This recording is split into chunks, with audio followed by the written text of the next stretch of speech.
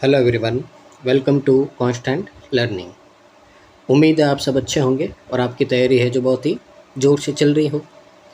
तो देखिए, अभी है जो आपके बहुत सारे लोगों के आरआरबी पीओ के और आरआरबी क्लर्क के एग्ज़ाम ख़त्म हो गए हैं और आने वाले हफ्ते में आपका आरआरबी क्लर्क का एग्ज़ाम भी है जो सबका ख़त्म हो जाएगा। अब देखिए, आपका आईबीपीएस क्लर्क का एग्ज़ाम है जो आपका इसी महीने में है और 2-4 दिन के अंदर अंदर है जो आपके एडमिट कार्ड आपको मिल जाएंगे। तो इसका मतलब है कि अब आपको है जो इंग्लिश पे फोकस करना है, क्योंकि नेक्स्ट मंथ आपका आईबीपीएस पीओ का भी एग्ज़ाम है। तो इन्हीं एग्ज़ाम के लिए यहाँ पे अपनी जो सीरीज़ चल रही है इंग्लिश चेकलिस्ट सॉल्यूशन की, तो आज उसका है। तो देखिए, ये पार्ट है आपका एरर डिटेक्शन का। और आपको पता है कि एग्ज़ाम में आते हैं तो ये 5 क्वेश्चन आपके फिक्स होते हैं जो हर एग्ज़ाम में, प्री हो या मेंस हो, सब में आपके कंपलसरी है, जो आपके कभी स्किप नहीं होते हैं। तो हम यहाँ से ट्राई करते हैं कि ये 5 नंबर है जो हम हमारे क्या कर दें, पक्के कर दें। तो इसी सीरीज़ में ये आपकी चेकलिस्ट नंबर 2 है और उसका है जो यहाँ पे मैंने ट्राई किया है कि आपको पूरा एकदम अच्छे से एक्सप्लेन कर पाऊँ और जितने भी इससे रिलेटेड रूल्स हैं आपको सारे रिवाइज कर पाऊँ। तो मूव करते हैं क्वेश्चंस की ओर। तो देखिए, आपका यहाँ पे बोला है आपको 1 से 8 तक है कि ईच ऑफ क्वेश्चन इस sentence has been divided into 4 part, one of which may contains an error. Identify that fragment and mark it as your answer। तो देखिए, वही आपका नॉर्मली जो अपना यहाँ पे पैटर्न होता है, 4 पार्ट कर रखे हैं सेंटेंस में, तो ABCDE जिसमें आपका है यहाँ पे उसको टिक करना है और अगर सेंटेंस आपका करेक्ट है तो ई पे टिक करना है। शुरू करते हैं अपन सबसे पहले। तो देखिए, यहाँ पे सबसे पहला आपका सेंटेंस है, रीड करते हैं। The professor spoke with disdain about the plagiarized essay submitted by some of the students emphasizing the importance of academic integrity। ठीक है ना। अब यहाँ पे देखिए, कुछ बातें अपन समझते हैं। सबसे पहले तो इसका मतलब क्या है, सेंस अपन देखते हैं कि जो प्रोफेसर है उन्होंने, जो कुछ स्टूडेंट थे उन्होंने जो ऐसे सबमिट किया था। देखिए, ये इसका मतलब क्या होता है, आपका प्लेगराइज्ड का मतलब होता है कि कोई भी आप यहाँ पे लिटरेचर के जो क्षेत्र में कोई भी आप क्या करते हैं, चोरी करते हैं, यानी कि किसी का देख के वापस अपना नाम के ऊपर क्या कर दिया, आपने छाप दिया है, देख के लिख दिया है, तो इस तरह की चोरी होती है, उसको क्या बोलते हैं अपन, प्लेगराइज्ड बोलते हैं। तो कुछ स्टूडेंट ने क्या किया था, आपका यहाँ पे ये जो आपके ऐसे वगैरह जो सबमिट करने थे वो चोरी किए, यानी कि किसी और के देख के है जो क्या कर दिए, लिख के यहाँ पे सबमिट करवा दिए सम ऑफ द स्टूडेंट। अब आपको बोला है कि उनमें से कुछ आपके जो स्टूडेंट्स हैं emphasizing the importance of academic, यानी कि उनके ऊपर जोर दिया गया। किस बात का जोर दिया गया, ताकि वो क्या कर सके, जो एकेडमी यानी कि जो एकेडमिक इंटीग्रिटी, इसका मतलब क्या है, जो एकेडमी के जो आपके यहाँ पे रूल्स रेगुलेशंस हैं उन पे जोर दिया गया है, उनको बताया गया है कि आपको इनका फॉलो करना ही होगा, इस तरह से चोरी आपके काम नहीं आएगी। अब सबसे पहले देखो यहाँ पे, तो पहला सेंटेंस है, तो देखिए मैक्सिमम आपके एरर बनते कहाँ हैं, सम ऑफ द, इसी आपके पार्ट में एरर बनता है। अब देखिए, सम ऑफ द, इसके बाद में हमेशा जो आपका नाउन आता है वो क्या आता है, आपका प्लूरल आता है। तो यहाँ पे देखिए स्टूडेंट्स है, एकदम सही है, ठीक है ना। तो जो अपना पहला सेंटेंस है वो क्या है, आपका नो एरर है, इसमें आपका कोई भी आपका यहाँ पे मिस्टेक नहीं है। तो फर्स्ट सेंटेंस है अपना वो क्या है, नो एरर है। उम्मीद है आपको समझ में आया होगा। मूव करते हैं क्वेश्चन नंबर 2 की ओर।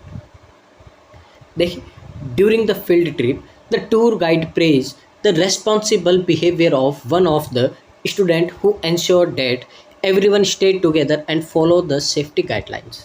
यानी कि जब फील्ड ट्रिप हो रही थी तो उसके दौरान जो टूर गाइड है उसने प्रेज का मतलब प्रशंसा की, the responsible behaviour of one of the student, यानी कि उन स्टूडेंट में से कोई एक ऐसा स्टूडेंट था जो क्या था, जिसका बिहेवियर कैसा था, रेस्पॉन्सिबल वाला आपका बिहेवियर था, यानी कि सारे रूल्स रेगुलेशन को क्या कर रहा था, फॉलो कर रहा था, डिसिप्लिन में रह रहा था।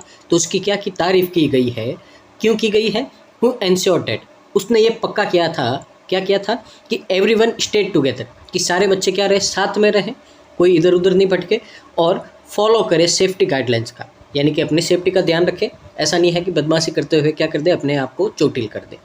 तो पहले तो सेंटेंस का आपका ये मतलब था। अब देखिए, अभी जस्ट अपन ने पीछे पढ़ा था, आपका कुछ वर्ड होते हैं आपके तो देखिए यहाँ पे वन ऑफ द,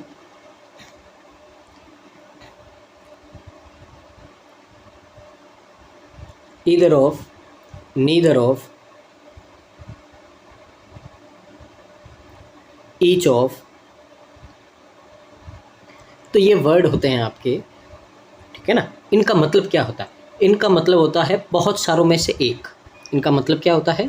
बहुत सारों में से एक, यानी कि ये आपका क्या करते हैं, कोई भी चयन करते हैं, यानी कि बहुत सारे लड़कों में से कोई एक, तो इस तरह का होता है इनका सेंस। तो पहले तो आपको देखिए हमेशा ध्यान रखना है, ये चूज़ करते हैं एक को, किस में से? बहुत सारों में से, यानी कि ये किसका ग्रुप होगा? बहुत सारों का ग्रुप होगा, यानी कि इसके बाद में हमेशा आपका क्या आएगा? प्लूरल नाउन आएगा, ठीक है। क्योंकि बहुत सारे कोई भी आपके आर्टिकल्स, ऑब्जेक्ट या लोगो है, उनमें से कोई सी एक का क्या करना? चूज़ करना यहाँ पे। तो इनका मतलब होता है, तो यानी कि यहाँ पे चाहिए क्या आपको?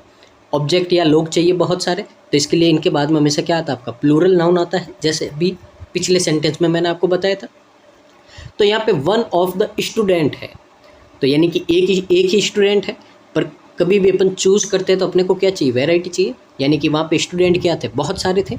तो यहाँ पे स्टूडेंट नहीं होके क्या आएगा आपका? स्टूडेंट्स आएगा यहाँ पे। तो स्टूडेंट्स आएगा, तो आपका यहाँ पे एरर किस में? सी में है, तो आपका ऑप्शन नंबर सी क्या हो जाएगा? आपका करेक्ट आंसर हो जाएगा।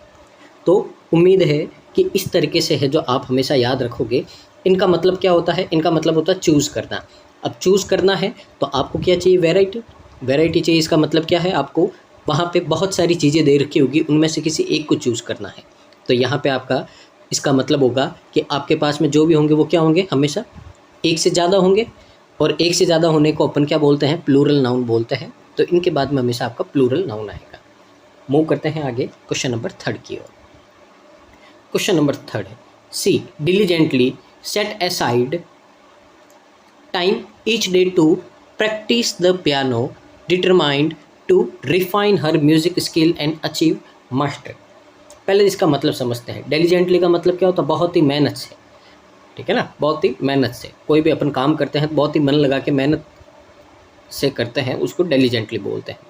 तो she diligently set aside time each day, यानी कि वह लगन से, पूरी मेहनत से हर रोज़ क्या करती है? टाइम निकालती है, किसके लिए? ताकि वो प्रैक्टिस कर सके, किसकी? पियानो की। Determine to refine her music skill and achieve mastery. अब वो पियानो की प्रैक्टिस करती है ताकि वो क्या कर सके? वो जो यहाँ पे उसकी म्यूजिक स्किल है उसको क्या कर सके? और ज़्यादा अच्छा कर सके, और मास्टरी अचीव कर सके, किसमें? पियानो में। तो इस तरीके से ये आपका सेंटेंस है। अब यहाँ पे अपन कुछ बातें समझ लेते हैं। सबसे पहले तो आपके दो वर्ड होते हैं। एक तो वर्ड होता है आपका प्रैक्टिस, प्रैक्टिस, और एक वर्ड होता है आपका और प्रैक्टिस। इनमें देखिए डिफरेंस क्या है? सी और एस का। तो यहाँ पे मैं ब्रैकेट में सी लिखता हूँ, यहाँ पे एस लिखता हूँ।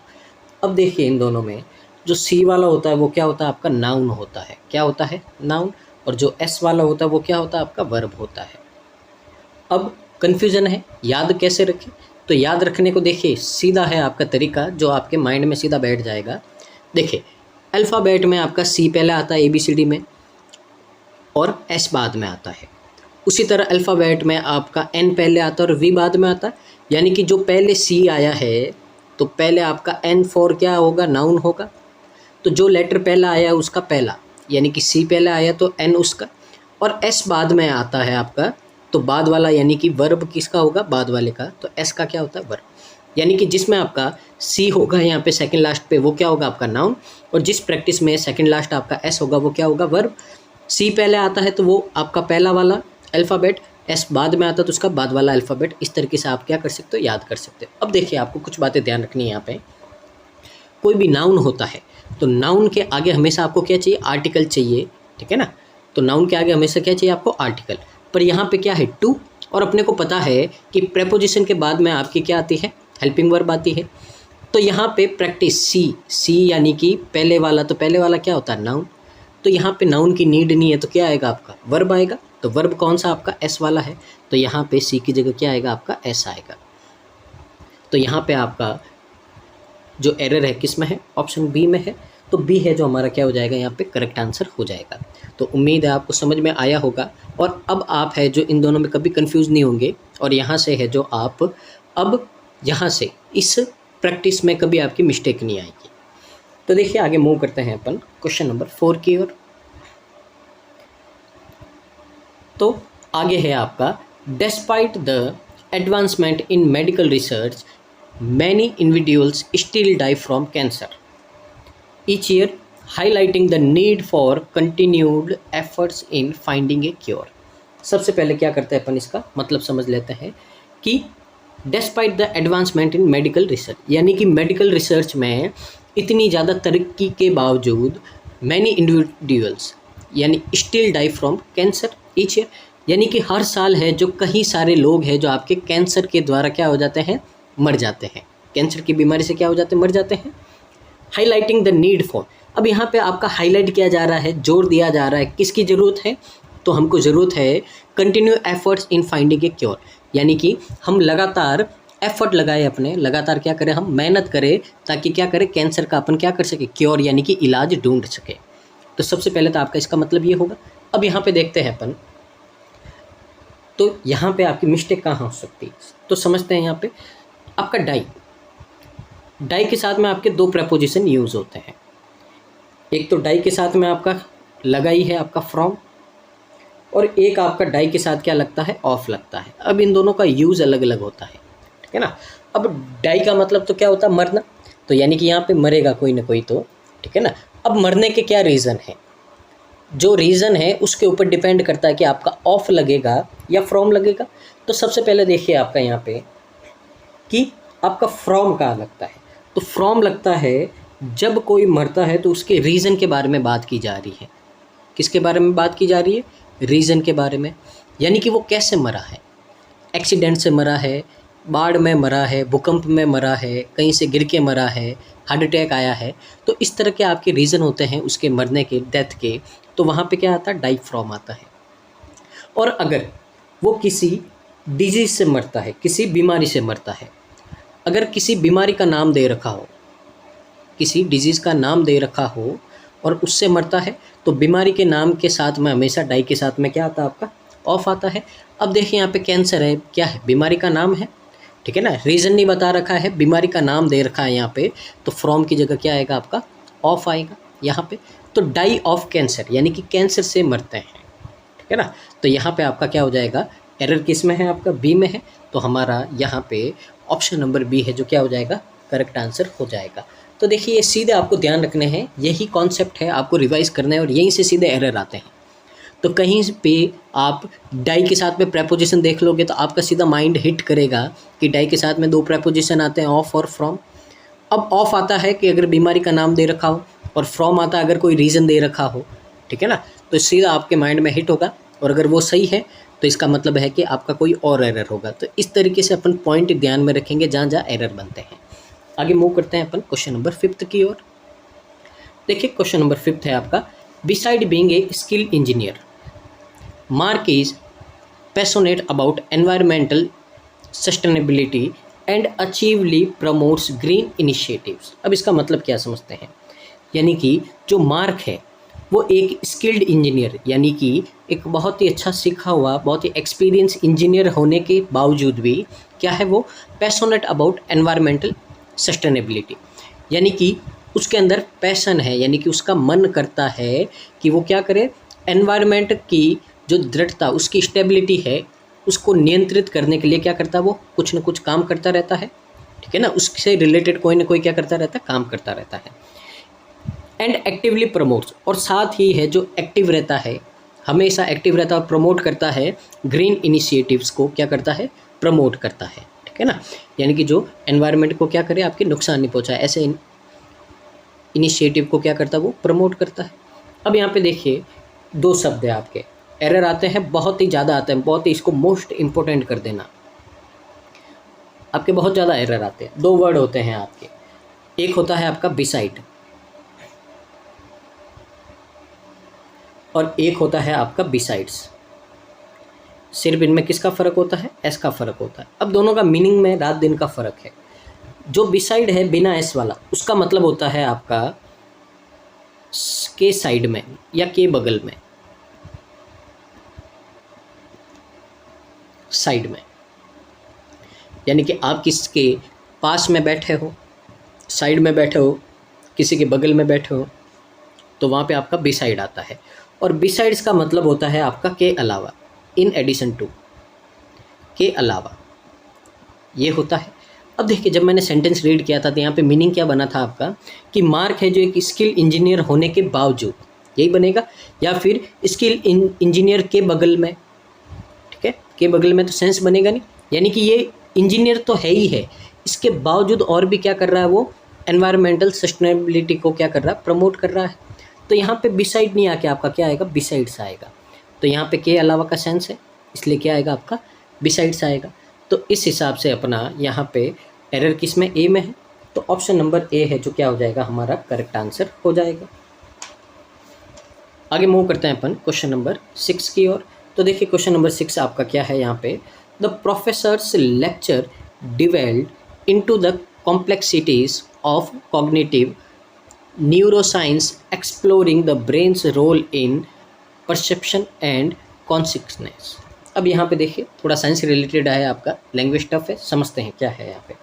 यानी कि जो प्रोफेसर के जो लेक्चर है वो आपको यहाँ पे समझाते हैं जो कॉम्प्लेक्सिटी है, यानी कि जो आपके यहाँ पे बहुत ही कॉम्प्लेक्स यानी कि जटिल जो यहाँ पे क्या है टर्म्स है, जो सोच है यहाँ पे किसकी, न्यूरोसाइंस की।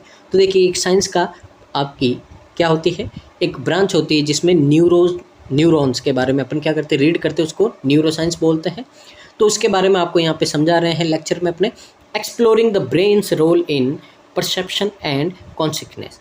और यहाँ पे आपको बता रहे हैं, एक्सप्लोर करवा रहे हैं आपको, यहाँ पे उसको दिखा रहे हैं, समझा रहे हैं कि जो ब्रेन का रोल है, ठीक है ना, कि जो आपका ब्रेन का रोल है किस में, एक तो परसेप्शन में और एक आपका कॉन्शियसनेस में, यानी कि सोचने में, और यहाँ पे कोई भी चीज़ को करने में ब्रेन का क्या रोल होता है उस पर क्या कर रहे हैं वो जोर दे रहे, उसको आपको समझा रहे हैं, एक्सप्लेन कर रहे हैं। तो पहले तो इसका सेंस ये हो गया। अब यहाँ पे अपन कुछ बातें ध्यान देते हैं। तो देखिए कुछ आपके यहाँ पे अगर इसमें देखें अपन, तो professor's lecture delved into complexity of cognitive neuroscience exploring the brain's role in perception and consciousness. तो अगर यहाँ पे अपन ध्यान से देखें तो इसमें ऐसा कुछ है ही नहीं जिसमें आपका क्या बने, एरर बने। तो मैंने आपको पहले ही बोला है कि कुछ आपके ऐसे टर्म्स होते हैं जो सीधा हिट करते हैं एग्ज़ाम में, तो इसमें वो आपका ऐसा है ही नहीं, और ना ही इसमें आपका क्या है कोई वर्ब या नाउन से रिलेटेड आपका कोई एरर है इसमें।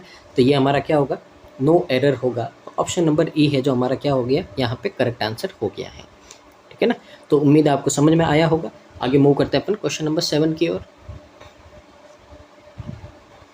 तो देखिए क्वेश्चन, तो यहाँ पे रीड करते हैं, the maintenance work on the website is planned for tomorrow between 4 PM to 5 PM, so there may be a brief interruption in service. यानी कि पहले मतलब समझते हैं कि जो मेंटेनेंस वर्क है आपका, यानी कि किसी चीज़ को ठीक करने का, अब वो किसको ठीक करना है, जो वेबसाइट को ठीक करने का, जो उसको मेंटेन करने का जो वर्क चल रहा है वो प्लान किया गया, आपका शेड्यूल किया गया है कल। अब कल क्या टाइम के बीच में क्या है, 4 से 5 बजे के बीच में यहाँ पे क्या है, तो आपको बोला है कि इस टाइम में आपका शायद ब्रीफ इंटरप्शन इन सर्विस, यानी कि जो सर्विस है उसकी वेबसाइट की आपकी, उसमें है जो 4 से 5 बजे के बीच में आपका बहुत ज़्यादा क्या रहेगा, इंटरप्शन रहेगा, यानी कि आप उसको यूज़ करोगे तो वहाँ पे आपको प्रॉब्लम फेस करना पड़ेगा। तो इसलिए 1 घंटे तक आपको यहाँ पे क्या करना है, उसके बाद में जो वेबसाइट को यूज़ करना है ताकि वो क्या कर सके, उसका मेंटेनेंस कर सके, उसको ठीक कर सके, जो भी बग्स है, जो भी ग्लिच है उनको क्या कर सके, दूर कर सके। अब यहाँ पे देखिए कुछ आपके एरर आते हैं, ध्यान रखना है आपको। तो देखिए बिटवीन है, तो बिटवीन के साथ में कभी कभी आपको क्या दे देते हैं, या तो टू दे देते हैं या फिर आपको एज वेल एज दे देते हैं। तो इनको देके आपका क्या किया जाता है, एरर किया जाता है। पर आपको ध्यान रखना है बिटवीन के साथ में ऑलवेज आपका एंड आता है, इसके अलावा और कुछ नहीं आता है। तो अगर ये आते तो ये क्या बनेंगे, आपके एरर बनेंगे। तो यहाँ पे देखिए क्या आ रहा है, आपका 2 आ रहा है। तो बिटवीन 4 PM एंड 5 PM, तो यहाँ पे क्या आएगा, 2 आएगा। टू नहीं आएगा, ना ही टू आएगा, ना ही एज वेल एज आएगा, हमेशा क्या आएगा आपका एंड आएगा। तो यहाँ पे एरर किस में है आपका, तो एरर है पार्ट सी में। तो ऑप्शन नंबर सी है जो क्या हो जाएगा हमारा करेक्ट आंसर हो जाएगा। आगे मूव करते हैं अपन। आगे देखिए इफ़ द, अब देखिए इफ़ आ गया है तो इफ़ आते ही आपके माइंड में एक ही बात आनी चाहिए कि यहाँ पे शायद, ठीक है ना, 80% 90% पॉसिबिलिटी है कि ये आपके कंडीशनल सेंटेंस वाले रूल लगेंगे। तो पहले रीड करते हैं। तो देखिए if the experiment succeeds in the laboratory trials it must confirmed our hypothesis paving the way for further research and potential breakthroughs in the fields. अब यहाँ पे देखिए सबसे पहले तो आपका ये इफ़ के साथ में जो क्लॉज है इसमें देखिए ऐसे ईएस लगा है, तो इसका मतलब ये किस में है, ये आपका पास्ट सिंपल टेंस में है, ठीक है। तो पास्ट सिंपल टेंस में है आपका यहाँ पे। तो अगर यहाँ से अपन देखें तो यहाँ पे आपका क्या हो सकता है, पहले तो देखिए आपका यहाँ पे मस्ट है, आपका क्या है यहाँ पे मस्ट है। तो मॉडल वर्ब के बाद में हमेशा क्या आती है आपकी वर्ब की फर्स्ट फॉर्म आती है। तो पहले तो एरर तो आपका यहीं बन गया, एरर तो आपका क्या बन गया, यहीं बन गया, क्योंकि कोई भी आपका मॉडल वर्ब होता हमेशा उसके बाद में वर्ब की फर्स्ट फॉर्म आती है, second third form ING form S या ईएस कुछ भी नहीं आता, सिर्फ क्या आती वर्ब की फर्स्ट फॉर्म आती है। तो पहले तो आपको यहीं पे क्या हो जाना चाहिए था, ये आपका क्या हो जाता रॉन्ग हो जाता। अब यहाँ पे अपन क्या करते हैं, एक बार रिवाइज कर देते हैं। जो आपके कंडीशनल सेंटेंस के क्या होते हैं, तीन कंडीशंस होती है। फर्स्ट कंडीशन यानी कि फर्स्ट रूल क्या होता है, अगर आपका क्लॉज किस में हो, पास्ट सिंपल प्रेजेंट सिंपल में हो, किस में हो, प्रेजेंट सिंपल टेंस में हो, तो आपका जो दूसरा क्लॉज है यानी कि मेन क्लॉज है उसमें हमेशा आपका जो मॉडल वर्ब आएगी, मॉडल वर्ब का मतलब क्या है आपका विल, शैल, कैन, ठीक है ना, कैन प्रेजेंट फॉर्म उसकी, कैन, शैल, मस्ट, मे, ये सारे होंगे। और इसमें क्या आएगी बाद में वर्ब की फर्स्ट फॉर्म आएगी। ये आपका क्या होता है conditional sentence rule number first होता है, जो वही आपका यहाँ पे काम में लगा है। तो देखिए आपका प्रेजेंट सिंपल टेंस है, तो यहाँ पे आपका मॉडल वर्ब के बाद में क्या आनी चाहिए, वर्ब की फर्स्ट फॉर्म आनी चाहिए, पर यहाँ पे क्या दे रखी है, सेकंड या थर्ड फॉर्म दे रखी है। तो यहाँ पे ये क्या हो जाएगा आपका गलत हो जाएगा। दूसरा रूल अपन और रिवाइज कर देते हैं। अगर आपका इफ़ के साथ में क्लॉज है उसमें आपका पास्ट टेंस हो, पास्ट सिंपल हो, कौन सा टेंस हो आपके पास में, पास्ट सिंपल टेंस हो, तो अपन क्या करेंगे, जो आपका मेन क्लोज होगा उसमें अब इन मॉडल वर्ब की क्या आ जाएगी आपकी पास्ट फॉर्म आ जाएगी। तो विल हो जाएगा आपका वुड, शैल हो जाएगा आपका शुड, कैन हो जाएगा आपका कुड, ठीक है ना, मे हो जाएगा माइट। तो इस तरह से क्या हो जाएंगे उनकी पास्ट फॉर्म आएगी, लेकिन फिर भी इनके साथ में क्या आएगा वर्ब का फर्स्ट फॉर्म में आएगा। ये आपका क्या होता है conditional sentence rule number second. तीसरा रीड करते हैं अपन यहाँ पे। अब अगला है आपका पास्ट परफेक्ट हो। अगर आपका क्या हो पास्ट परफेक्ट हो, यानी कि आपको हैड प्लस V3 दे रखा हो एक क्लॉज में इफ़ के साथ में, ठीक है ना, तो आपको ध्यान रखना है कि जो आपका मेन क्लॉज होगा तो हमेशा उसमें आपका पहले तो पास्ट फॉर्म आएगी आपकी, ठीक है ना, वुड, शुड, कैन, ये कैन नहीं आएगा, कुड आएगा, माइट आएगा, तो ये पास्ट फॉर्म आएगी। उसके साथ में आपका आएगा हैव और इसके साथ में आएगी आपकी वर्ब की थर्ड फॉर्म। तो ये तीन कंडीशनल रूल है, बहुत ही इंपॉर्टेंट है आपके, और बार बार इनके ऊपर बैंकिंग एग्जाम में तो बहुत ही ज़्यादा आपके क्वेश्चन आते हैं, तो आपको इनको ध्यान रखना है। तो देखिए पिछली क्लास में भी अपन ने रिवाइज़ किया था और इसमें भी रिवाइज़ हो गया है। तो जब जब आएंगे तब अपन क्या करेंगे रिवाइज़ करेंगे, ताकि आपके माइंड में रहेंगे कि इफ़ आता है या फिर कोई कंडीशनल सेंटेंस आता है तो वहाँ पे आपकी ये तीन तरह की कंडीशन बनेगी। तो उम्मीद आपको समझ में आया होगा। और यहाँ पे देखिए आपका एरर किस में, बी में है, तो ऑप्शन नंबर बी है जो क्या हो जाएगा हमारा करेक्ट आंसर हो जाएगा। अब यहाँ पे देखते हैं इसका मतलब समझ लेते हैं क्या है, कि जो experiment succeeds in the laboratory trials, यानी कि जब अपन लेबोरेटरी में ट्रायल्स कर रहे थे तो जो एक्सपेरिमेंट है जो अपना क्या हो गया सक्सेस हो गया, सफल हो गया है, तो क्या बोला है इट मस्ट कन्फर्म। तो यहाँ पे आएगा आपका वर्ब की फर्स्ट फॉर्म आएगा, कन्फर्म आएगा। तो कन्फर्म का मतलब क्या होता है, पक्का करता है। क्या पक्का करता है, हमारा hypothesis, paving the way of further research, यानी कि जो हमारी परिकल्पना यानी कि सोच है उसकी क्या करता है यहाँ पे, पुष्टि करनी चाहिए। यानी कि अपनी सोच को क्या करता है, वो सही साबित करता है। क्या करता है, सही साबित करता है। और क्या करता है, हमें और आगे रिसर्च करने के लिए क्या करता है, potential breakthroughs in the field, और हम और आगे रिसर्च करें, और जो आगे अपना यहाँ पे जो रिसर्च का यहाँ पे फील्ड है उसमें क्या करें, मेहनत के साथ में काम करे, और हमको क्या मिले, ब्रेक थ्रूज, यानी कि और ज़्यादा सक्सेस मिले, नई नई खोज करे। तो इस तरीके से अपने को क्या मिलता है, यहाँ पे कॉन्फिडेंस मिलता है। तो ये इसका सेंस था। आगे मूव करते हैं अपन क्वेश्चन नंबर 9 की ओर। तो देखिए अब क्वेश्चन नंबर आपके 9 से 20 में क्या बोला है आपको यहाँ पे, in each of the question,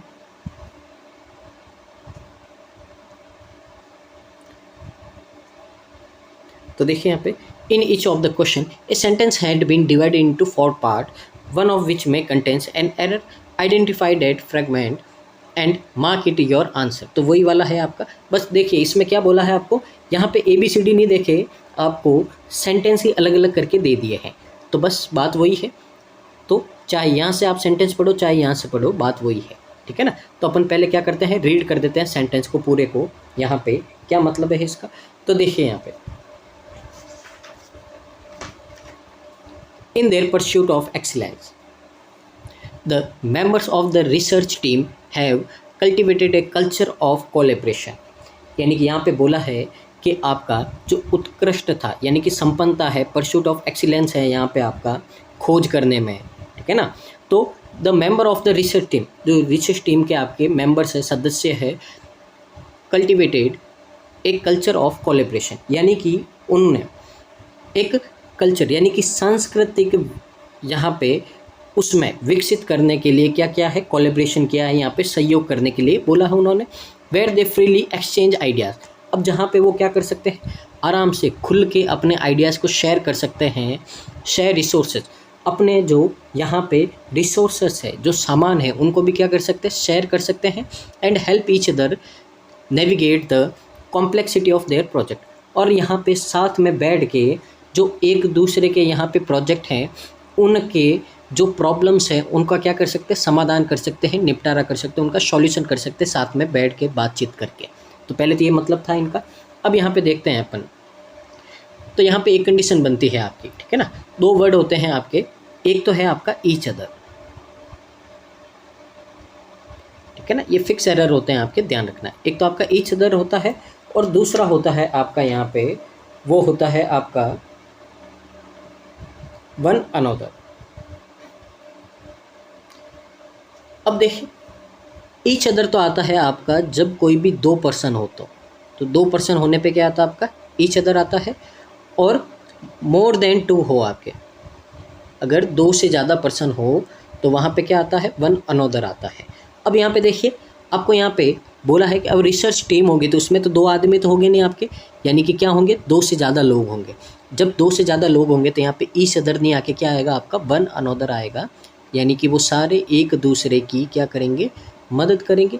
तो वन अनदर यानी कि यहाँ पे देखिए ईच पार्ट आपका यहाँ पे कहाँ है, तो अगर ध्यान से देखो आप, तो ये है आपका यहाँ पे ईच अदर, किस में है, डी में है। तो ऑप्शन नंबर डी है जो क्या हो जाएगा, हमारा करेक्ट आंसर हो जाएगा। तो उम्मीद है जो ये रूल्स है आपको समझ में आ रहे होंगे। इसी तरीके से आपको रिवाइज करना है ताकि 5 नंबर आपके फिक्स हो जाएं। आगे मूव करते हैं अपन क्वेश्चन नंबर 10 की ओर। तो देखिए यहाँ पे, the company's cost cutting measures resulted in little of nothing being spend on employees benefit leading to dissatisfaction among the workforce. पहले इसका मतलब समझते हैं। जो कंपनी का कॉस्ट कटिंग मेजर है, यानी कि कंपनी क्या करती है, कंपनी ने क्या है, अपने जितने भी मेजर थे, जितने भी काम थे, सब में कॉस्ट कटिंग कर दी है। यानी कि यहाँ पे आपका एक तरह से क्या कर दिया है, हाथ तंग कर दिया है, यहाँ पे फंड नहीं दे रहे हैं। अब उसका रिजल्ट क्या हुआ है, इन लिटिल ऑफ नथिंग। अब देखिए यहाँ पे एक ये फ्रेज़ है आपका, ठीक है ना। तो यहाँ पे एक फ्रेज़ होता है, तो देखिए यहाँ पे ये होता है आपका लिटिल और नथिंग, या फिर इसकी जगह अपन एक और यूज़ कर सकते हैं, वो है आपका लिटिल इफ एवरीथिंग। ये 2 फ्रेज होते हैं और इनका मतलब होता है आपका यहाँ पे हार्डली एनीथिंग। अब हार्डली एनीथिंग का मतलब क्या है आपका, कि मुश्किल से ही यहाँ पे आपका कुछ, यानी कि मुश्किल से ही कुछ, न के बराबर नेगेटिव सेंस में होता है, ठीक है ना। मान लो कहीं 100 रुपये की ज़रूरत थी आपकी, लेकिन आपको 5 रुपये ही दिए, तो ये क्या है, चाहिए तो 100 लेकिन 5 रुपये है तो क्या है, मुश्किल से न के बराबर आपको मिला है। तो इस तरह का सेंस होता है। तो उस सेंस में आपके ये 2 फ्रेज काम में आते हैं, ना कि इन लिटिल इफ नथिंग। तो ये फ्रेज आपका काम नहीं आता। इसकी जगह अपन इन दोनों में से कोई भी फ्रेज यहाँ पे क्या कर सकते हैं, यूज़ कर सकते हैं। तो अगर यहाँ पे देखें तो ये आपका कहाँ है, तो पहले तो ये देखिए कहाँ है आपका, बी में। तो आपका आंसर क्या हो जाएगा, एरर किस में है आपका, बी में है। अब यहाँ पे बोला है कि जो कंपनी है वो कॉस्ट कटिंग कर रही है मेजर में, उसके परिणाम स्वरूप, ठीक है ना। यानी कि वहाँ पे आपका कुछ नहीं, न के बराबर क्या कर रही है, आपके ऊपर खर्च करी, स्पेंड कर रही है एम्प्लॉय के ऊपर और उनके फ़ायदे के ऊपर, यानी कि जो भी हो उनकी फैसिलिटी के ऊपर है, उनके खाने के ऊपर है, ठीक है ना, उनकी सैलरी के ऊपर है, आप क्या कर रहे हो, कटौती कर रहे हो। अब इससे रिजल्ट क्या मिलेगा, परिणाम क्या होगा, leading to dissatisfaction among the workforce. तो जो वर्कफोर्स है, यानी कि जो आपके एम्प्लॉयज़ हैं, उनके मन के अंदर क्या होगी आपके यहाँ पे, डिससैटिस्फैक्शन, यानी कि सेटिस्फाई नहीं होंगे वो, यानी कि उनके मन में क्या रहेगा, सेटिस्फाई नहीं होने की भावना पैदा हो जाएगी यहाँ पे। तो वो ढंग से काम भी नहीं करेंगे और देखेंगे कि अगर कोई दूसरी जॉब मिल जाए तो वो क्या कर देंगे, मूव कर देंगे, यानी कि आराम नहीं मिलेगा उनको यहाँ पे, ठीक है ना। तो ये आपका सेंस बनेगा और यहाँ पे आंसर क्या होगा आपका, ऑप्शन नंबर बी होगा। आगे मूव करते हैं अपन क्वेश्चन नंबर 11 की ओर। तो देखिए, Meta is making the game horizon world more accessibly by bringing it to the web and to mobile devices. The VR social app has started rolling out for some users on the web and mobile in early access. तो देखें यहाँ पे जो Meta है वो बना रहा है एक गेम होरिजन वर्ल्ड बना रहा है, जिसमें आप और ज़्यादा एक्सेसिबल, यानी कि वहाँ पे और ज़्यादा उसको फील कर सकोगे by bringing in to the web, यानी कि और ज़्यादा अच्छे तरीके से आप क्या कर सकोगे, एक्सपीरियंस कर सकोगे उसको, ठीक है ना। तो ये अब किस पे आ रहा है, या तो वेबसाइट पे आ रहा है और साथ ही किस पे आ रहा है, मोबाइल डिवाइस पे आ रहा है। तो इस गेम को आप वेबसाइट पे भी खेल सकते हो, यानी कि अपने पीसी वगैरह पे, या फिर इसको मोबाइल डिवाइस में भी क्या कर सकते हो, आप एक्सपीरियंस कर सकते हो। जो VR सोशल ऐप है, उन्होंने स्टार्ट कर दिया इसको रोलिंग आउट करने का, यानी कि इसको क्या कर दिया, गेम को लॉन्च करना, लोगों को यहाँ पे एक्सपीरियंस के लिए, फीडबैक के लिए क्या कर दिया, देना। रोल आउट करने का मतलब क्या होता है, किसी चीज़ को शुरू कर देना। तो यहाँ पे शुरू कर दिया है कुछ यूजर्स के लिए, ठीक है ना। तो देखिए, आपका कभी भी कोई भी चीज़ आपकी होती है तो उनको पहले ट्रायल बेसिस के लिए कुछ लोगों को प्रोवाइड किया जाता है, ताकि वो यूज़ करें और अपना फीडबैक दें, ताकि उनको क्या प्रॉब्लम है, उनको कैसा फील किया है। अगर कुछ कमी होती है तो वो क्या करते हैं, पहले उसको ठीक करते हैं, फिर उसके बाद में क्या करते हैं, उसको लॉन्च करते हैं, और अगर ठीक होता है तो क्या कर देते हैं, उसको लॉन्च कर देते हैं। तो लोगों का फीडबैक, एक्सपीरियंस जानने के लिए इस तरह से क्या करते हैं, कुछ लोगों को अपना यहाँ पे रोल आउट किया उन्होंने on the web and mobile in early access. तो जल्दी एक्सेस के लिए पहले उनको स्पेशल लोगों को क्या कर दिया, यहाँ पे एक्सेस कर दिया मोबाइल और वेब के जरिए। तो ये यहाँ पे इसका सेंटेंस का मतलब था। तो यहाँ पे देखिए, अगर अपन ध्यान से, तो इस सेंटेंस में आपका कोई भी मिस्टेक नहीं है, तो ऑप्शन नंबर ई है जो क्या हो जाएगा, हमारा करेक्ट आंसर हो जाएगा। मूव करते हैं नेक्स्ट सेंटेंस की ओर। तो आपका क्वेश्चन नंबर है 12। तो देखिए यहाँ पे क्या होगा, the crew of experienced astronauts are preparing for a mission to Mars. यानी कि जो क्रू है, क्रू का मतलब क्या होता है, ग्रुप होता है किसी काम को करने वाला, ठीक है ना। तो एक ग्रुप है आपका, किसका ग्रुप है, ये है एक्सपीरियंस एस्ट्रोनॉट्स का, यानी कि ऐसे एस्ट्रोनॉट जिनको क्या है, बहुत ज़्यादा एक्सपीरियंस है, तो are preparing for a mission to Mars. अब ये क्रू, यानी कि ये जो ग्रुप है एक्सपीरियंस एस्ट्रोनॉट्स का, वो क्या कर रहा है, एक मिशन, कहाँ, मार्स का मिशन है, उसके लिए क्या कर रहा है, तैयारी कर रहा है, where they will conduct ground breaking research. अब वहाँ पे क्या करेंगे, वो बहुत ज़्यादा सक्सेस वाली और मेहनत वाली, यहाँ पे नई नई खोज करने वाली क्या करेंगे, रिसर्च करेंगे, that could revolutionise our understanding of the universe. अब वो क्या करेंगे, हमारी जो इस यूनिवर्स को, दुनिया को समझने की है, जो समझ है, दुनिया को समझने की जो हमारे क्या है, समझ है, सोच है, उसमें क्या करेगी, बदलाव लेके आएंगी, चेंजेस लेके आएंगी। तो ये इसका मतलब था।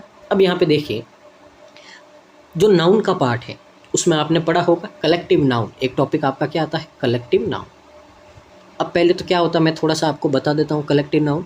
तो कलेक्टिव नाउन का मतलब होता है कि कोई आपका ग्रुप होता है जो सेम काम करता है एक साथ में, ठीक है ना। तो उस पूरे ग्रुप को अपन क्या बोलते हैं, यहाँ पे कलेक्टिव नाउन बोलते हैं। जैसे क्रू है, तो क्रू का मतलब क्या होता है, कोई काम को करने वाली एक टीम होती है, उस पूरी टीम को अपन क्या बोलते हैं, क्रू बोलते हैं। उसी तरह आपका कैटल होता है, ठीक है ना। तो और उसी तरह आपके क्या होता है, बैंड होता है, उसी तरह टीम होती है। तो ये सारे क्या है, आपके कलेक्टिव नाउन है। तो आपको एक बात हमेशा ध्यान रखनी है, जब भी कोई कलेक्टिव नाउन होता है और वो क्या करता है, आपका सेम वर्क करता है, सारे मिलके क्या करते हैं, सेम वर्क, एक ही काम करते हैं, तो उस सेम वर्क करते हैं तो हमेशा यहाँ पे आपका क्या आता है, सिंगुलर वर्ब आता है। तो यहाँ पे आपकी कैसी वर्ब आती है, हमेशा सिंगुलर वर्ब आएगी। क्यों? क्योंकि ये जो आपका कलेक्टिव नाउन होता है वो पूरा एक साथ में एक ही कंडीशन आपका कंसीडर किया जाता है। इनको एक गिना जाता है कब, जब वो आपका एक ही तरह का साथ में मिलके काम करते हैं। तो यहाँ पे एक क्रू है, तो ये पूरा आपका क्या कर रहा है, साथ में मिलके काम कर रहा है। तो यानी कि अपन इसको क्या कंसिडर करेंगे, एक सिंगल, और सिंगल के लिए हमेशा आपका सिंगुलर वर्ब आता है। तो यहाँ पे आपका आर नहीं होके क्या आएगा, इज आएगा, ठीक है। तो यहाँ पे सारे मिलके एक ही काम कर रहे हैं। तो हमेशा ध्यान रखना, कलेक्टिव नाउन में अगर पूरा आपका यहाँ पे ग्रुप है जो सेम काम कर रहा है तो उसको अपन सिंगुलर कंसिडर करेंगे, और वर्ब कैसे होगी, आपकी सिंगुलर होगी। तो यहाँ से आपका करेक्ट आंसर क्या हो जाएगा, ऑप्शन नंबर ए हो जाएगा। आगे मूव करते हैं यहाँ पे क्वेश्चन नंबर 13 की ओर। आगे देखिए टेंस की ओर। तो क्वेश्चन नंबर 13 है, I could hardly believe my eyes when after a long and challenging climb I reached the summit of the mountain and was rewarded with a breathtaking view that stretched as far as the eye could see। अब देखिए यहाँ पे सबसे पहले इसका मतलब समझते हैं और कुछ कुछ बातें समझते हैं। यहाँ पे सबसे पहले तो आपको पता है कि हार्डली एक आपका वर्ड होता है जिसके नेगेटिव वर्ड होता है, यानी कि बहुत ही मुश्किल से, इसके साथ में कभी आपका नॉट नहीं आता है, ये बात आपको ध्यान रखनी है। तो देखिए, I could hardly believe my eyes when, तो मैं अपनी आँखों पे बहुत ही मुश्किल से भरोसा कर पा रहा हूँ जब after a long and challenging climb, यानी कि जब मैंने एक बहुत ही लंबी और चैलेंज से भरी चढ़ाई की, I reached the summit of the mountain, और जब मैं पहुँचा, जो समिट है यानी कि जो चोटी है किसकी, माउंटेन का सबसे ऊपर वाली सरफेस होती है उसको क्या बोलते हैं, समिट बोलते हैं, पीक, क्या बोलते हैं, पिक। तो सबसे ऊंची चोटी पर पहुंचा था, एंड वॉज रिवॉर्डेड विथ, और वहाँ पे पहुंचने पे मेरे को क्या रिवॉर्ड मिला था, मेरे को सांसों को रोकने वाला एक ऐसा दृश्य मिला था कि जहाँ तक मैं अपनी आंखें को खोलूँ वहाँ तक मेरे को इतना बहुत ही शानदार दृश्य है, व्यू है, देखने को मेरे को मिल रहा था। तो पहले तो इसका आपका मीनिंग ये बन गया है। अब यहाँ पे देखते हैं कि यहाँ पे अब सबसे पहले देखो सीक्वेंस ऑफ टेंस, यहाँ पे आपकी एक कंडीशन होती है सीक्वेंस ऑफ टेंस। इसका मतलब क्या होता है कि जो सेंटेंस आपका जिस टेंस में है वो हमेशा उसी को फॉलो करता है। अब अगर अपन ध्यान से देखें तो ये टेंस आपका किस में है, अगर देखिए कुड है आपका, यहाँ पे रीच्ड है, ठीक है ना, फिर यहाँ पे वॉज है, तो इसका मतलब है कि ये यहाँ पे आपका टेंस किस में है, पास्ट टेंस में है। किस में है, पास्ट में है। तो यहाँ पे जो भी आपका टेंस होगा, ये पूरा सेंटेंस होगा, वो हमेशा किस में होगा, पास्ट में होगा। तो देखिए यहाँ पे ये वर्ब है आपकी, तो ये क्या है आपकी, वर्ब की फर्स्ट फॉर्म है, यानी कि ये प्रेजेंट सिंपल में है, पर सेंटेंस तो आपका पास्ट में है, तो इसको भी आपको कन्वर्ट करना पड़ेगा किस में, पास्ट में। तो यहाँ से इसको भी अपन चेंज करेंगे, तो ये यहाँ इसकी जगह क्या आएगा आपका, स्ट्रेच्ड, यानी कि वर्ब की क्या आएगी, सेकंड फॉर्म आएगी यहाँ पे, क्योंकि पूरा सेंटेंस आपका पास्ट में है, तो इसको भी उसका सीक्वेंस फॉलो करना पड़ेगा, तो ये भी आपका किस में होना चाहिए, पास्ट में होना चाहिए। तो इस रोल को बोलते हैं अपन सीक्वेंस ऑफ टेंसेस। तो ये आपका है जो पास्ट में काम करता है कि अगर कोई सेंटेंस आपका पास्ट में है तो पूरा सेंटेंस आपका किस में होना चाहिए, पास्ट में होना चाहिए। तो यहाँ से आपका करेक्ट आंसर क्या बनेगा, तो करेक्ट आंसर बनेगा आपका यहाँ पे ऑप्शन नंबर डी। तो यहाँ से अपन ने एक बात सीखी है कि हार्डली के साथ में कभी आपका नॉट नहीं आता है, और उसके बाद में यहाँ पे सीक्वेंस ऑफ टेंसेस को किस तरह से अपन यूज़ करते हैं। आगे मूव करते हैं क्वेश्चन नंबर 14 की ओर। तो देखिए क्वेश्चन नंबर आपका 14 है, तो यहाँ पे देखते हैं अपन। तो सबसे पहले देखिए द रिनाउंड ऑथर, रिनाउंड का मतलब क्या है, फेमस, बहुत ही ज़्यादा आपका फेमस है, तो ऐसा ऑथर है, as well as his dedicated team, यानी कि एक फेमस ऑथर, उसके साथ ही उसका कौन है, एक डेडिकेटेड टीम है उसकी, एडिटर्स की, यानी कि एडिट करने वाली, और इलिस्ट्रेटर्स की, यानी कि उसको रीड करने वाली, समझने वाली, लिखने वाली, are tirelessly working on the next best seller, यानी कि वो बिना थके हुए बिना रुके काम कर रहे हैं, किसके लिए? वो जो अगली बेस्ट सेलर किताब है, ठीक है ना, अगला अपना जो इनका नॉवल वगैरह होगा कुछ, तो बेस्ट सेलर के लिए, यानी कि इतना अच्छा काम कर रहे हैं कि वो क्या होगी? बेस्ट सेलर होगी। That will captivate readers around the world, यानी कि जो जिज्ञासु, पढ़ने के जो क्या है जिज्ञासु लोग हैं दुनिया के, उनके लिए क्या कर रहे हैं यहाँ पे? ये बिना थके बिना रुके काम कर रहे हैं। अब यहाँ पे देखते हैं अपन कि यहाँ पे आपके क्या हो सकते हैं। अब देखिए कुछ वर्ड होते हैं आपके यहाँ पे, तो ध्यान से देखना। यहाँ पे बहुत ही बेसिक एरर है और सबसे ज़्यादा एरर आने वाला है आपका ये कंडीशन हर एग्ज़ाम में। तो देखिए कुछ वर्ड होते हैं आपके, तो मैं यहाँ पे लिख रहा हूँ as well as, together with,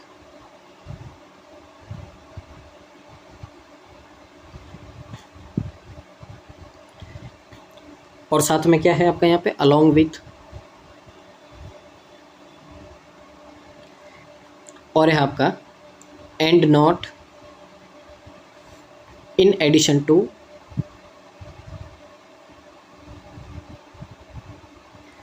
like, unlike, rather then,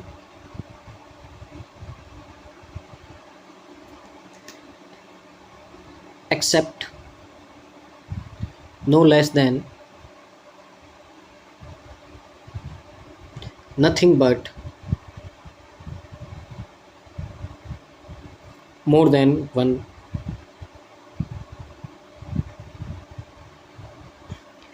ये ऐसे वर्ड है, ये क्या करते हैं आपके? ये आपके दो सब्जेक्ट को कनेक्ट करते हैं, ठीक है ना। जैसे देखिए एक सब्जेक्ट है आपका द रेनाउंड ऑथर, और दूसरा सब्जेक्ट है आपके उसकी डेडिकेटेड टीम ऑफ एडिटर्स और इलिस्ट्रेटर्स, ठीक है। अब ये एज वेल एज ने क्या किया? यहाँ पे दो सब्जेक्ट को कनेक्ट किया है, ये पहला है और ये पूरा आपका क्या है? ये दूसरा है। इनको कनेक्ट करते हैं तो ये शब्द आपके दो सब्जेक्ट को कनेक्ट करते हैं। अब डिपेंड करता है कि वर्ब किसके हिसाब से आएगी, ठीक है ना। जब भी ये वर्ड आपके होते हैं किसी भी सेंटेंस में, तो आपका जो वर्ब होता है वो हमेशा इनके आगे वाले जो सब्जेक्ट होता है, फर्स्ट सब्जेक्ट, यानी कि यहाँ पे क्या है आपका? रिनाउंड ऑथर है, तो हमेशा जो आपका फर्स्ट सब्जेक्ट होता है वर्ब उसके अकॉर्डिंग आती है, ना कि जो आपका बाद वाला है। अगर यहाँ पे देखें अपन आर, तो आर किन के लिए आई? ये एडिटर्स और इलस्ट्रेटर्स है, प्लूरल है, इसके लिए यहाँ पे आर लगाया। आप सोच रहे हो सही है? नहीं, यहाँ पे मेन सब्जेक्ट कौन है आपका? द रिनाउंड ऑथर है। सेंटेंस में क्या बोला? जो रिनाउंड ऑथर है उसके साथ साथ है, यानी कि ये सब क्या है? साथी है, पर मेन तो कौन है आपका? रिनाउंड ऑथर है। तो ये क्या है आपका? एक ही पर्सन है, सिंगुलर है, यहाँ पे क्या आएगा आपका? इज आएगा। तो यहाँ से अपना पहले तो आंसर क्या हो जाएगा आपका? तो आंसर हो जाएगा आपका यहाँ पे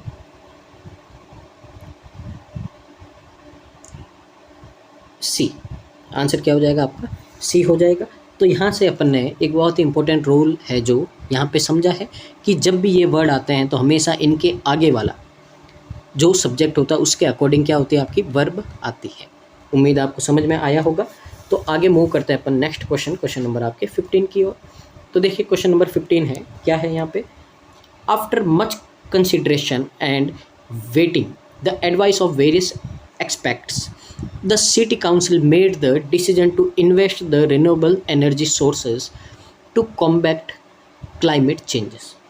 अब यहाँ पे देखिए अपन पहले इसका मतलब समझते हैं कि बहुत ज़्यादा सोचने के बाद और जो आपकी एडवाइस थी उसका क्या करके, एडवाइस का इम्पोर्टेंस देख के कि किसकी एडवाइस कितनी ज़्यादा इम्पोर्टेंट है, उसमें कितना वज़न है, उसको देख के और बहुत सारे आपके एक्सपेक्ट्स को, यानी कि बहुत सारे नज़रियों को, बहुत सारी बातों को सुन के जो सिटी काउंसिल है उन्होंने मेड द डिसीजन, यानी कि यहाँ पे डिसीजन लिया है कि वो इन्वेस्ट करेगी किस में? जो रिन्यूएबल एनर्जी सोर्सेस है उसमें क्या करेगी? वो इन्वेस्ट करेगी ताकि वो लड़ पाए। किससे लड़ पाए? क्लाइमेट चेंज के खिलाफ क्या कर सके? वो लड़ पाए। तो पहले तो आपका यहाँ पे ये मतलब हो गया। अब यहाँ पे देखिए आपके यहाँ पे, तो इसमें भी समझते, ये भी आपका एक इम्पोर्टेंट रूल है। अब यहाँ पे समझते हैं अपन, दो चीज़ें होती है आपकी। पहला तो होता है आपका एडवाइस और दूसरा होता है वो भी आपका एडवाइस ही होता है। फ़र्क क्या है? ये आपका सी वाला है और ये क्या है? आपका एस वाला है। देखिए अभी अपन ने एक प्रैक्टिस वाला क्वेश्चन किया था, तो मैंने आपको ट्रिक बताई थी याद रखने की तरीका, वो कि वो सेम इसमें भी है। सी पहले आता है तो एन पहले आएगा, तो ये क्या होगा आपका? नाउन। एस बाद में आता है, वी बाद में आता है, तो ये क्या होगा आपका वर्ब। तो यहाँ पे ये आपका सी यानी कि क्या होगा नाउन और एस यानी कि क्या होगा आपका वर्ब होगा। अब यहाँ पे अगर आप ध्यान से देखो तो मैंने आपको बताया था जब भी कोई नाउन आता है तो उसके आगे क्या लगता है आपका आर्टिकल लगता है और वर्ब में आर्टिकल नहीं लगता है आपका यहाँ पे। तो अगर अपन ध्यान से देखो तो ये द एडवाइस कौन सा एस वाला यानी कि ये क्या है वर्ब है। अब यहाँ पे आगे आपका क्या लगा आर्टिकल लगा तो अपने को क्या चाहिए नाउन चाहिए। तो यहाँ पे एस नहीं आके क्या आएगा आपका सी आएगा ये। तो आपको यहाँ पे सी करना है यानी कि ADVICE ये वाला आपका करेक्ट होगा, ये वाला नहीं होगा। तो उम्मीद है इस कॉन्सेप्ट से आपने यहाँ पे बहुत कुछ सीखा होगा और अपने माइंड में बैठा दिया होगा हमेशा के लिए कि जो लेटर पहले आएगा वो पहला होगा, सी पहले आता है तो वो एन होगा और एस बाद में आता है तो वो क्या होगा वी होगा। तो यहाँ से आपको जो इसको लर्न करने में बहुत ज़्यादा क्या होगी आपको आसानी हो जाएगी और अब तो याद हो गया होगा आपको। तो यहाँ से अगर अपन देखें तो आपका एरर किस में है, यहाँ पे एरर है आपका बी में। तो ऑप्शन नंबर बी है जो क्या हो जाएगा अपना करेक्ट आंसर हो जाएगा। आगे मूव करते हैं अपन क्वेश्चन नंबर 16 की ओर। तो देखिए the power separation in the government is a crucial concept designed to prevent any one branch from beginning too powerful and infringing upon the rights of citizens। यहाँ पे पहले समझते हैं अपन जो पावर का सेपरेशन का मतलब क्या होता है डिवाइडेड। तो पावर को क्या करते हैं डिवाइड करते हैं किस में गवर्नमेंट में। ये बहुत ही एक आपका इम्पोर्टेंट कॉन्सेप्ट डिज़ाइन किया गया है। अब क्यों किया गया है आपने देखा होगा अपने यहाँ पे भी पावर को डिवाइड किया गया है यहाँ पे सेंट्रल में और स्टेट गवर्नमेंट के बीच में। क्यों? क्योंकि ये आपका प्रिवेंट एनी वन ब्रांच यानी कि ये रोकता है किसको कि कोई भी एक ब्रांच है आपकी बहुत ही ज़्यादा पावरफुल नहीं बन जाए। और अगर पावरफुल बनेगी तो वो क्या करेगी हर बात में अपनी टांग अड़ाएगी अपने डिसीजन को यानी कि खुद को ही समझेगी यानी कि सब कुछ उसके हिसाब से होना चाहिए। तो इस तरह की आपकी यहाँ पे प्रॉब्लम नहीं हो इसके लिए यहाँ पे क्या क्या है पावर का सेपरेशन यानी कि यहाँ पे शक्तियों को डिवाइड कर दिया गया है केंद्र सरकार में और राज्य सरकार के बीच में ताकि वो क्या हो बिकमिंग टू पावरफुल यानी कि कोई भी आपका यहाँ पे कोई भी एक ब्रांच है जो आपकी बहुत ज़्यादा पावरफुल नहीं हो जाए। और अगर नहीं होगी अगर पावरफुल हो जाएगी तो वो क्या करेगी interfering upon the rights of citizen. अगर पावरफुल हो जाएगी तो वो क्या करेगी सिटीजन के जो अधिकार है राइट्स है उनके ऊपर क्या करेगी इंटरफेयर करेंगी यानी कि उनमें बाधाएं डालेगी। तो ये मतलब था। अब देखिए यहाँ पे कुछ बातें अपन ध्यान रखते हैं। तो एक आपका होता है यहाँ पे पोजेसन। क्या होता है पोजेसन दिखाना। पोजेसन दिखाने का मतलब क्या होता है एपोस्ट्रोफी एस का यूज़ करना। ठीक है। अब यहाँ पे देखिए कुछ आपके वर्ड होते हैं जैसे सेपरेशन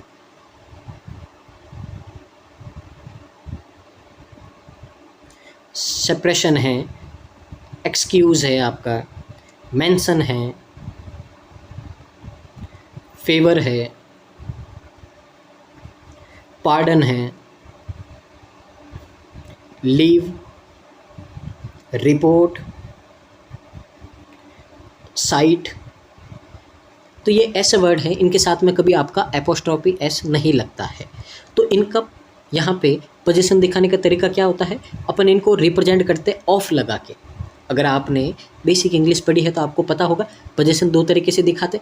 एपोस्ट्रोफी एस तो आपकी किन के लिविंग थिंग्स के साथ में और इनके साथ में लगती है और जो इस तरह के आपके होते हैं उनको अपन ऑफ के द्वारा रिप्रेजेंट करते हैं। जैसे आपका यहाँ पे एक जनरल आपका सेंटेंस होता है यहाँ पे इन्फॉर्मेशंस नहीं होता है यहाँ पे एपोस्ट्रोफी एस लगा के ए पीस ऑफ इन्फॉर्मेशन। इस तरीके से अपन क्या करते हैं रिप्रेजेंट करते हैं। अगर आपने यहाँ पे नाउन्स वगैरह पढ़े होंगे ढंग से तो उसमें आपका इस तरह से मेंशन किया गया है। तो यहाँ पे इसको अपन कैसे रिप्रेजेंट करेंगे तो इसको रिप्रेजेंट करेंगे upon the separation of powers. तो देखिए दोनों का मतलब ही क्या है पावर का सेपरेशन। लेकिन यहाँ पे पोजीशन दिखा रहा है पोजीशन यहाँ पे पॉसिबल नहीं होगा आपका क्योंकि ये क्या है आपकी फीलिंग है नॉन लिविंग थिंग्स है आपकी। ठीक है ना। तो इसके लिए यहाँ पे क्या होगा आपका ऑफ लग के इनको क्या करेंगे अपन यहाँ पे रिप्रेजेंट करेंगे। तो सेपरेशन ऑफ पावर यानी कि पावर का आपका डिवीज़न। ठीक है ना। तो यहाँ से इस तरह से आपका सेंस बनेगा।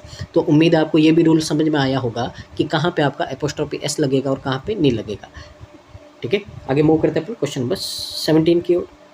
तो देखिए India's consumer are increasingly selective and tech savvy about.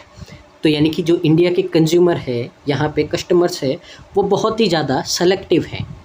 ठीक है ना। इंक्रीजिंगली बहुत ही ज़्यादा क्या है सेलेक्टिव है यानी कि किसी चीज़ को क्या करते हैं अपना लेते हैं वही चाहिए उनको। टेक सेवी का मतलब क्या है, जो टेक्नोलॉजी से क्या करते हैं, प्यार करते हैं। About the quality and experience of their lifestyle choice, ठीक है ना। अब वो टेक सेवी है कि उनको किस तरह का एक्सपीरियंस चाहिए, क्या क्वालिटी चाहिए उनको अपनी लाइफस्टाइल चॉइस में, इस तरह के लिए वो क्या है, बहुत ही ज़्यादा सेलेक्टिव लोग हैं। Which is why they prefer their payments and financial safety in the form of bite size solution. इसके लिए वो क्या करते हैं, प्रेफर करते हैं अपना पेमेंट और फाइनेंशियल सेफ्टी को ध्यान में रखते हुए बाइट सेविंग यानी कि कोड के रूप में उसको क्या करते हैं, यहाँ पे यूज़ करते हैं। तो इस तरीके से आपका ये सेंटेंस था, ठीक है। अब यहाँ पे अगर अपन देखें तो इस सेंटेंस में आपका देखिए इंडियन कंज्यूमर्स है तो आर आया है आपका यहाँ पे, और यहाँ पे देखिए किसी तरह का यहाँ पे कोई भी आपका मिस्टेक नहीं है, तो ये सेंटेंस क्या हो जाएगा आपका, नो एरर हो जाएगा। तो यहाँ पे क्या होगा, ऑप्शन नंबर ई होगा। आगे मूव करते हैं अपन क्वेश्चन नंबर 18 की ओर। तो देखिए यहाँ पे क्वेश्चन है, तो उसमें क्या देख रहा है अपन, रीड करते हैं पहले। Japanese player and fans were left in tears, यानी कि जो जापान के प्लेयर है और जो उसके फ़ैन हैं वो आपके किस में, लेफ्ट इन टीयर्स का मतलब क्या है, आंसुओं में डूब गए थे। कब, after the country claims the first ever victory against European opponents, यानी कि जब जापान की टीम है जो क्या कर दी, उन्होंने अपनी पहली एवर, एक पहली जीत है किसके खिलाफ, यूरोपियन ओपोनेंट्स के खिलाफ में। FIBA बास्केटबॉल वर्ल्ड कप है जो संडे को हुआ था, उसमें उन्होंने क्या कर दी थी, विक्ट्री हासिल कर दी थी। तो उसी खुशी में है जो यहाँ पे सारे प्लेयर और फैंस है वो क्या हो गए, उनकी आंखों से आंसू आने लगे, वो आपके यहाँ पे क्या हो गए, आंसुओं में भीग गए। इस तरह का सेंटेंस था। अब यहाँ पे देखिए, यहाँ पे कुछ बातें ध्यान रखते हैं। देखिए यहाँ पे वर आया है, ठीक है। तो यहाँ पे वर आया है आपका, तो इसका मतलब क्या है, ऑन संडे, यानी कि जो संडे गया उसमें। तो यहाँ पे अगर आप ध्यान दो तो ये सेंटेंस है आपका किसका, तो ये सेंटेंस है आपका पास्ट का। तो यहाँ पे आपका क्या फॉलो होना चाहिए, सीक्वेंस ऑफ टेंसेस फॉलो होना चाहिए आपका यहाँ पे। तो यहाँ पे अगर अपन ध्यान से देखें तो ये क्या है आपका, claims, present simple tense represent करता है, जो होगा नहीं आपका यहाँ पे। तो क्लेम्स की जगह क्या आना चाहिए, यहाँ पे क्लेम्ड आना चाहिए, वर्ब की सेकंड फॉर्म आनी चाहिए, क्योंकि ये कौन सा टेंस है आपका, पास्ट है। तो यहाँ से इसके हिसाब से आपका आंसर क्या हो जाएगा, ऑप्शन नंबर बी हो जाएगा। आगे मूव करते हैं अपन क्वेश्चन नंबर 19 की ओर। तो क्वेश्चन नंबर 19 है आपका, summer is having its final gaps in the northern hemisphere.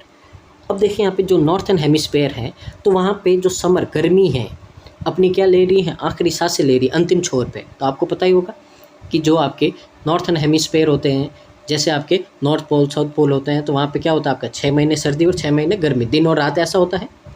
तो अब वहाँ पे बोला कि समर है जो भी जाने वाला है, वहाँ पे अंतिम सांसें यानी कि अंतिम कुछ क्षण बच्चे हैं आपके, और जो ट्रैवलर्स है जो वहाँ पे पर्यटन है घूमने आए हैं, आर हिटिंग द एयरपोर्ट्स, यानी कि वो कहाँ जा रहे, सारे एयरपोर्ट की ओर जा रहे हैं, to make the most of those precious last race. वो जो आखिरी किरणें हैं, जो बहुत ही क्या है आपकी कीमती किरणें हैं, उनका आनंद लेने के लिए क्या कर रहे हैं, वो एयरपोर्ट की ओर सारे जा रहे हैं। तो यहाँ पे अगर अपन देखें तो समर है तो इज आएगा, साथ में ING फॉर्म आ रही है आपकी, उसके साथ ही आपका देखिए ट्रैवलर से आर है, ING फॉर्म आ रही, सही है आपका। यहाँ पे टू के बाद में वर्ब की फर्स्ट फॉर्म है, और यहाँ पे बस इसके अलावा और कुछ है ही नहीं। तो अगर यहाँ पे देखें तो इसमें कोई भी आपका एरर नहीं है, तो ऑप्शन नंबर ई है जो क्या हो जाएगा आपका यहाँ पे करेक्ट आंसर हो जाएगा। ये भी क्या है आपका, नो एरर है। तो सबसे ज़्यादा मुश्किल कहाँ आती है आपको, ऑप्शन नंबर ई टिक करने में ही आपको सबसे ज़्यादा क्या होती है, मुश्किल आती है। तो अपने को ऐसी तैयारी करनी है कि ये ऑप्शन टिक करने में भी अपने को कभी भी हाथ अपना नहीं कांपे, ठीक है ना। आगे मूव करते हैं आज के सेशन के लास्ट क्वेश्चन की और। क्वेश्चन नंबर आपका 20। देखिए इफ़ आ गया है तो 90% चांस है, कौन सा होगा आपका यहाँ पे, कंडीशनल सेंटेंस होगा। तो रीड करते हैं यहाँ पे। तो if companies prioritise employee wellbeing, productivity and job certification could have flourished. अब देखिए जो इफ़ कंपनीज प्रायोरिटीज़, अब देखिए यहाँ पे ये है प्लूरल, तो प्लूरल के साथ में हमेशा क्या आते हैं, वर्ब की फर्स्ट फॉर्म आती है, एस या ES नहीं आता। कौन से टेंस में आपका, प्रेजेंट सिंपल टेंस में। तो आपका इफ़ वाला क्लॉज कौन से टेंस में, प्रेजेंट सिंपल टेंस में है। तो प्रेजेंट सिंपल टेंस है तो कंडीशनल रूल नंबर 1 होगा आपका, कि जो आपका दूसरा मेन क्लॉज होगा उसमें आपका मॉडल वर्ब आएगा, किसके साथ में, ओनली वर्ब की फर्स्ट फॉर्म के साथ में आएगा आपका यहाँ पे। तो अगर यहाँ पे देखें तो ये कुड हैव फ्लरिश्ड है आपका, तो ये कौन सा आपका कंडीशनल रूल नंबर 3 है आपका। तो इस कंडीशन के लिए क्या चाहिए आपको, पास्ट परफेक्ट चाहिए, यानी कि हैड प्लस V3 चाहिए अपने को इफ़ के साथ वाले क्लॉज में। पर यहाँ पे तो अपने क्या है, वर्ब की फर्स्ट फॉर्म है, तो हमेशा इसके हिसाब से चेंज करना है आपको, जो इफ़ के साथ में आता है उस क्लॉज के हिसाब से आपको चेंज करना है। तो इसमें वर्ब की फर्स्ट फॉर्म है यानी कि प्रेजेंट सिंपल टेंस है, तो आपका यहाँ पे क्या होना चाहिए, मॉडल प्लस V1 होना चाहिए। तो यानी कि ये पूरा नहीं आके यहाँ पे क्या आएगा आपका, कैन फ्लरिश, तो सिर्फ ये आएगा आपका यहाँ पे, ये पूरा आपका नहीं आएगा। तो इसके हिसाब से देखिए तो आपका आंसर क्या हो जाएगा, ऑप्शन नंबर डी है जो आपका करेक्ट आंसर हो जाएगा। तो ये था हमारा आज का सेशन, जो आपके एरर के यानी कि 5 नंबर पक्के करने की जो उसकी तरफ अपन ने एक और कदम बढ़ाया है। तो उम्मीद है आपको यहाँ पे ये सेशन समझ में आया होगा। तो अगर आपको इसी तरह के वीडियो चाहिए तो चैनल को लाइक शेयर और सब्सक्राइब कीजिए, वीडियो को पूरा देखिए और कमेंट कीजिए अगर आपको कोई डाउट है या फिर वीडियो को कैसा लगा है आपको यहाँ पे, तो उसके बारे में प्लीज़ आप कमेंट कीजिए। और उसके साथ ही ज़्यादा से ज़्यादा वीडियो को शेयर कीजिए, रिकमेंड कीजिए और इसको फैला दीजिए ताकि मैक्सिमम स्टूडेंट्स को इसका बेनिफिट मिल पाए। Thank you so much, keep watching constant learning.